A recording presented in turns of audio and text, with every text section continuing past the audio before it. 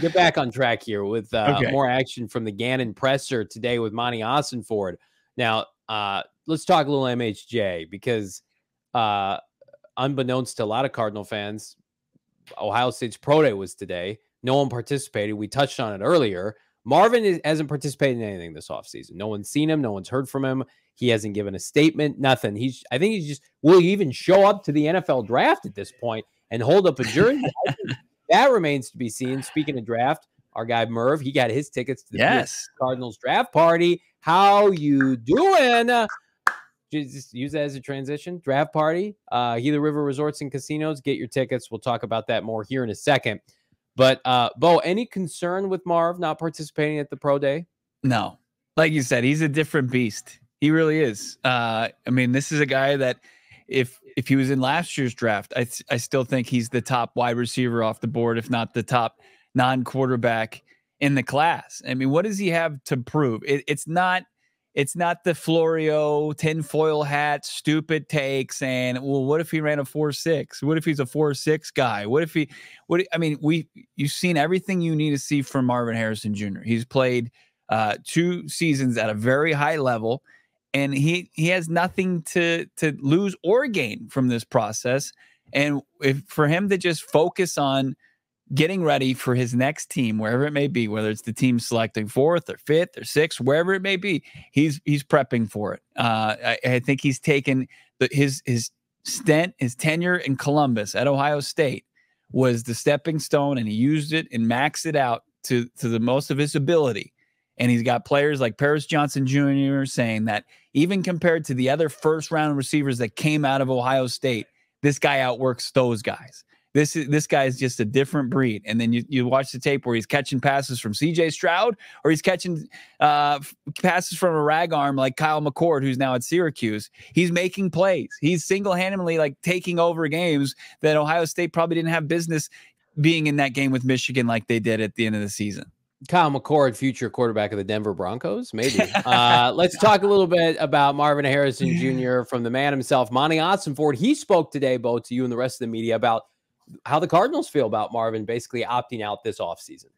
Yeah, and I think, with all these, all the spring prep and the draft prep, I think that's really a personal decision that, that players have to make. Hey, I'm a big fan of the more good information that we can have in the draft process, the better. But it's not going to be the first time that that a player doesn't check off every box for the spring process. It won't be the last time. It's in Marvin's case, it's his decision, what he thought was best for him.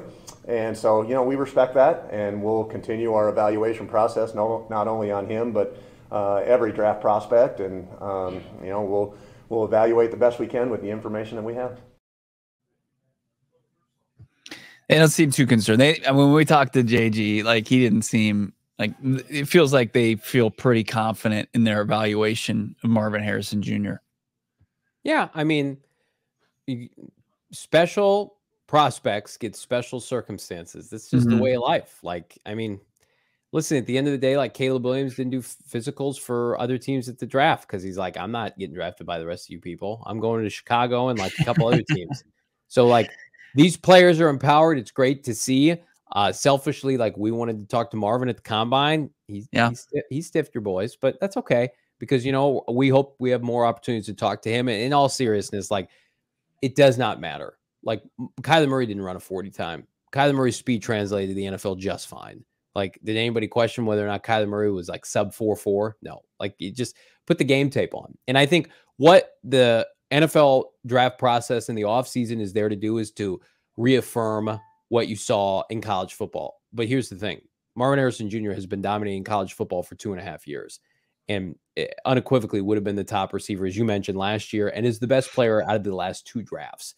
So, again, if you get that label slapped on you, I remember Julio Jones participating in the combine because what did he want to do? He wanted to overtake A.J. Green. Now, he didn't end up doing that in terms of where he was drafted, but he came out and was basically I'm going to put on a performance because I want to show everybody that I'm better than A.J. Green. He didn't come out and say that, but that was the narrative. Marvin Harrison Jr., even with this kind of stale phone narrative that maybe he's not the best, people know he's the best. He's been anointed in mock drafts for the better part of about 18 months. So it's like, I think he feels good and confident enough in his ability just to say, like, I'll see you at rookie training camp. I'll see you at mini camp. Malik Neighbors didn't participate in the combine as well. I mean, he spoke. He at least spoke. It took his time on the podium. Right. But like the only thing that, and Neighbors is probably the guy who's the only argument that people are trying to make against Marvin Harrison Jr. And the only thing they have to go off is last year's tape. Like Neighbors didn't emerge until this past season. And if it's going to be a battle of tapes, Marvin Harrison Jr. wins that. It's just the prospect fatigue that people go through. It's just like, if you really want to get on and die on that hill, you can do it. But at the end of the day, if you want to pit tape against each other, Marvin Harrison Jr. is going to win that 100 times out of 100. He's 4 inches taller. He played with significantly less of a talented quarterback this year. Not last year. He had Stroud last year. If he had CJ Stroud this year, like, would he have been the Heisman winner? Like, there are people around Columbus that are like, we probably robbed Marvin Harrison Jr. of a Heisman trophy, given of like the caliber of quarterback he played with. Then on the flip side, Malik Neighbors played with the Heisman winner in Jaden Daniels. Right. Like, what does Marvin Harrison Jr. do with Jaden Daniels? And you could say, like, well, Malik faced better competition in the SEC. I'll give you that. I think they're better defensive back play, better linebacker safety play in the SEC. But again, I also watched Marvin Harrison Jr. tear apart Jim Harbaugh's secondary in what was probably the most competitive game outside Alabama that Michigan faced this year.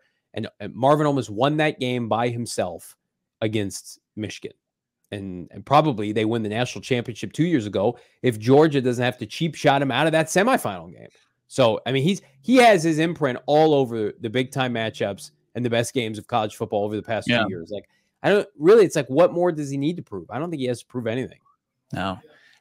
All he's doing is having fun on Twitter, liking tweets. Our guy Alex, welcome, friends. Our guy Alex put out a tweet that he's just out there. What was his tweet? He said basically, like, so we joke around and overreact on this show that Marvin likes tweets about the Cardinals, and then yesterday he's liking tweets about the Chargers. So then our guy Alex, who's a great writer, go check him out, basically tweeted out just outright, like, debunking that narrative, which is totally fine. Do what you want to do, tongue in cheek. And then Marvin liked that comment, basically saying, like, don't read too much into Marvin's likes. This world, man, this Twitter world, it's we got Killer Rex saying that Marvin wants to be in LA instead of AZ now because he's like one damn Chargers tweet where they say they got 2 guys in their wide receiver room and it's Damon and you. I think, it is me and Damon. I think Marvin would play with Kyler Murray or Justin Herbert. Newsflash, he'd play with a good quarterback. I think on the West Coast, right? I don't see him liking too many Patriots tweets of the people holding out hope. It's like the Justin Fields cult. It's the Patriots cult of hoping that Marvin's going to be a New England Patriot. Like, give that up, people. It's over.